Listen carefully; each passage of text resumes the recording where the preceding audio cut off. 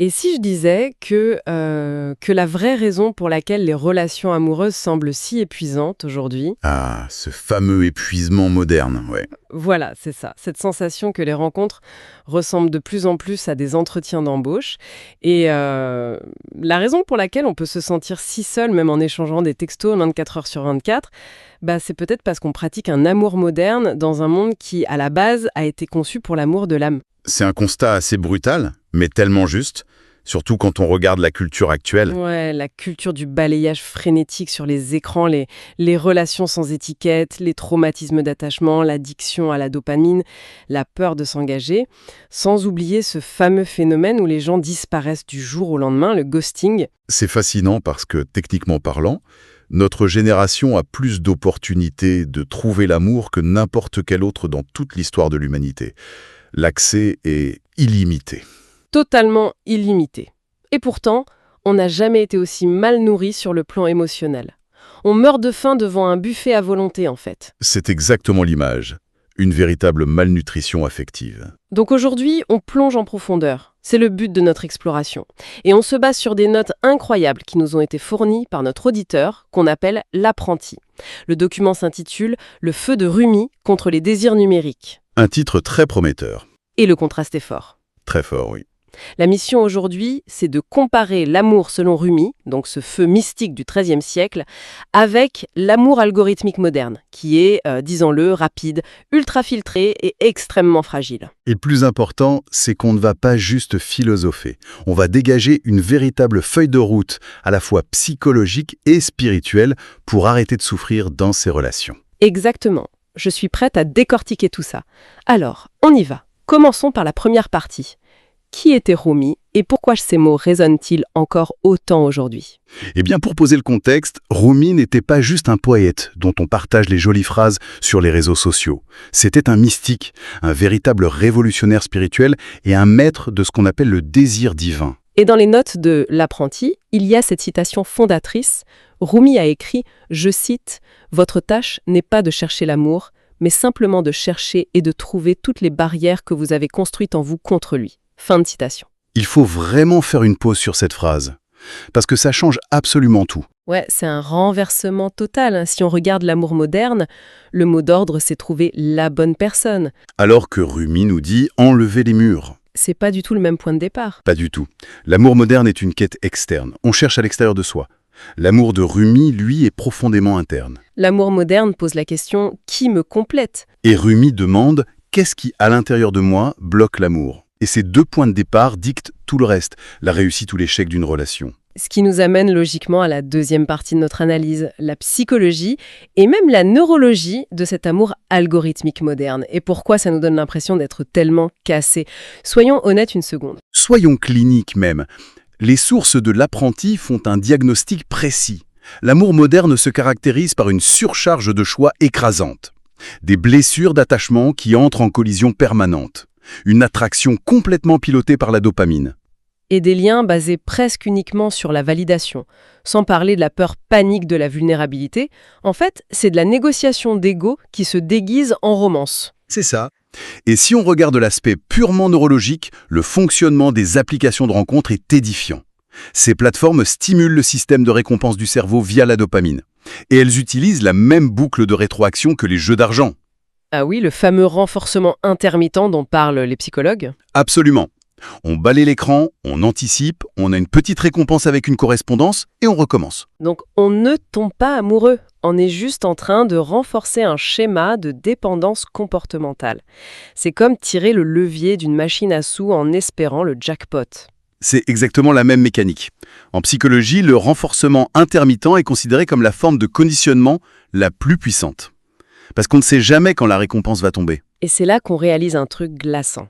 On ne désire pas vraiment la personne de l'autre côté de l'écran. Non, on désire la possibilité, l'illusion du potentiel. C'est fou, mais ça explique parfaitement le phénomène du ghosting, non ? Pourquoi le fait d'être ignoré du jour au lendemain fait bien plus mal qu'un rejet clair et net ? Tout à fait. Parce que le cerveau humain déteste viscéralement les boucles de récompense inachevées. Quand il y a un rejet explicite, la boucle est fermée.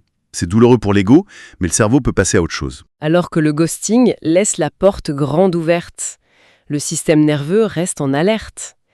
L'amour moderne génère de l'anxiété parce qu'il est entièrement bâti sur l'incertitude, la performance et cette sensation horrible que tout le monde est remplaçable. Et à l'exact opposé de cette anxiété de performance, l'amour selon Rumi était fondé sur l'abandon de soi. Ce qui nous fait basculer dans la troisième partie, le concept de fana, ou la mort de l'ego. Alors là, on aborde une idée forte. Pour Rumi, l'amour n'était pas une jolie romance, c'était la mort de l'ego. C'est l'anéantissement de la fausse identité. Il considérait que l'amour est le feu qui vient détruire l'illusion de la séparation entre les êtres. Les sources précisent que c'est profondément ancré dans la philosophie soufie. Le concept de fana, donc, la dissolution de soi. Pour Rumi, l'amour n'est pas une possession. C'est une transformation radicale. Si on compare, l'amour moderne se demande « est-ce qu'on va me répondre par texto ?» Rumi répond « laissez-vous défaire, laissez-vous déconstruire ». L'amour moderne se demande « est-ce que cette personne est mon genre ?» Et Rumi dit « ne devenez aucun genre, soyez au-delà de ces catégories ».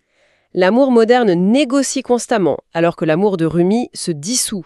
Bien sûr, il faut préciser pour ceux qui écoutent que ça ne veut pas dire se perdre dans des relations toxiques ou accepter l'inacceptable. Ah non, pas du tout. Ce n'est pas un manque de respect de soi. Dissoudre l'ego, c'est faire taire cette petite voix intérieure très calculatrice qui demande en permanence « qu'est-ce que j'y gagne ? Qu'est-ce que j'obtiens en retour ?» Ce calcul mental épuisant, c'est le cœur du problème abordé dans notre quatrième partie. La transaction face à la transcendance. Oui, l'aspect purement transactionnel de nos relations actuelles. C'est presque devenu un marché. L'analogie dans les notes de l'apprenti est juste parfaite. L'amour moderne, c'est devenu un profil LinkedIn avec un peu de drague en plus. C'est tellement vrai. On évalue ce que l'autre propose. Quel est son revenu, sa taille, le nombre de ses partenaires passés, son niveau de disponibilité émotionnelle. On coche des cases sur un formulaire de candidature. On est loin de l'étincelle divine. Et c'est là que Rumi propose la transcendance. Son approche n'évalue pas un CV. Elle dit « Je vois le divin en toi. Ta simple présence me transforme. L'amour n'est plus vu comme un contrat qu'on signe, mais comme une porte qu'on franchit. » On est passé de la reconnaissance de l'âme à l'évaluation des compétences. Franchement, pas étonnant qu'on soit tous fatigués. Cet épuisement est réel. Et ça nous mène à la cinquième partie de l'analyse, qui ajoute une couche psychologique plus avancée. La crise de l'attachement. L'attachement compliqué, l'attachement anxieux, l'attachement évitant, les liens créés par le traumatisme. La théorie de l'attachement nous révèle une réalité très inconfortable. Et c'est important de le souligner. On ne choisit généralement pas un partenaire en fonction de notre compatibilité. On le choisit en fonction de notre familiarité. Je vois. Donc si on a grandi ou évolué dans le chaos émotionnel, et que ce chaos nous est familier, une relation calme et saine va nous paraître terriblement ennuyeuse. Exactement. Le système nerveux est littéralement programmé pour répéter les schémas qui ne sont pas résolus. Rumi le disait déjà à sa façon il y a des siècles. On est attiré par ce que l'on n'a pas guéri. C'est fou que la neuroscience moderne vienne confirmer un texte mystique aussi ancien. Le parallèle est frappant. Aujourd'hui, on essaie de réparer nos blessures profondes avec de l'excitation, de la chimie superficielle. Rumi, lui, proposait de guérir cette douleur par la conscience. Et en parlant de choses qu'on essaye de réparer par des moyens artificiels, passons à la sixième partie. L'addiction cachée à la validation. C'est peut-être le plus gros piège de notre époque numérique. Il faut être honnête. Quelle part de notre vie amoureuse n'est au fond qu'une quête désespérée de validation ? On veut être choisi, on veut être admiré, on veut être désiré. Mais la validation externe est la monnaie d'échange la plus instable qui existe sur Terre. Plus on la cherche à l'extérieur de soi, plus on se sent impuissant à l'intérieur. C'est un puissant fond. C'est ça.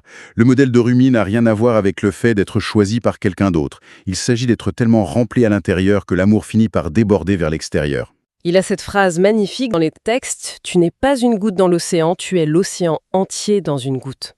C'est l'antidote absolu au besoin d'approbation. Le modèle algorithmique nous pousse à dire « J'espère vraiment qu'on va m'aimer » et Rumi répond « Deviens l'océan ». Deviens l'océan, j'adore cette idée. Mais bon, la théorie c'est bien, la pratique c'est autre chose. C'est pour ça que la 7e et dernière grande partie est cruciale. C'est la solution pratique. Comment on fait concrètement pour passer de l'amour algorithmique à cet amour de l'âme ? On quitte la philosophie pour entrer dans la transformation pure. Les notes de notre auditeur proposent une méthode en 5 étapes très claires. Étape 1, et c'est sans doute la plus dure, le sevrage de dopamine, la désintoxication des rencontres virtuelles. 30 jours de coupure totale, pas d'application de rencontre, pas de défilement frénétique pour chercher des j'aime. Et on arrête ces fameuses situations floues, ces longues phases de discussion par message qui ne mènent jamais à rien de concret. Le but, c'est vraiment de réinitialiser le système nerveux, non ? De calmer le jeu. C'est indispensable pour sortir de la boucle de dépendance. Ensuite, une fois qu'on a un peu de clarté, on passe à l'étape 2, l'identification des schémas. Donc, analyser son propre historique relationnel. Est-ce que je fuis dès que ça devient stable? Est-ce que je suis systématiquement attiré par des personnes émotionnellement indisponibles? Prendre conscience de son propre rôle dans l'échec de ses relations, c'est la première étape pour arrêter de subir. On reprend la responsabilité, ce qui demande beaucoup de courage, on est bien d'accord. Ensuite, l'étape 3, l'observation de l'ego. Ça, c'est mon étape préférée. Faire une pause avant de réagir. La fameuse pause, oui. C'est ce qui permet de distinguer une véritable connexion émotionnelle d'une simple réaction de peur ou de contrôle. Quand l'autre met du temps à répondre, au lieu de céder à la panique de l'ego et d'envoyer un message cinglant, On respire, on observe et on se demande si c'est notre insécurité qui parle. C'est puissant. L'étape 4 suit logiquement, la construction de la plénitude interne. il faut rencontrer l'autre à partir d'un trop-plein, et non plus depuis un espace de vide et de manque. Donc investir dans la thérapie, la méditation, la créativité. L'idée, c'est de pouvoir dire « je te rencontre en tant qu'être entier » plutôt que « s'il te plaît, viens me compléter et réparer ma vie ». C'est le secret d'une relation saine. Et enfin, l'étape 5, à ralentir l'intimité. Ah, ça va à l'encontre de tout ce qu'on voit dans les films, ça. Totalement. Dans la précipitation moderne, une intimité qui se crée trop vite génère souvent un lien illusoire. On confond l'intensité avec la profondeur. On déballe tous nos traumatismes au premier rendez-vous, on pense que c'est le coup de foudre cosmique, et 2 semaines plus tard, il n'y a plus rien. C'est parce que la chimie intense du début est programmée biologiquement pour s'estomper. Ce qui reste ensuite, c'est le caractère. Est-ce que la personne est capable de réguler ses émotions? Est-elle responsable de ses actes? Est-elle cohérente dans le temps? Ça, on ne peut le savoir qu'en ralentissant. En prenant le temps de vraiment connaître l'autre. Ça demande de la patience, mais c'est la seule voie solide. Et même en faisant tout ça, des échecs peuvent arriver.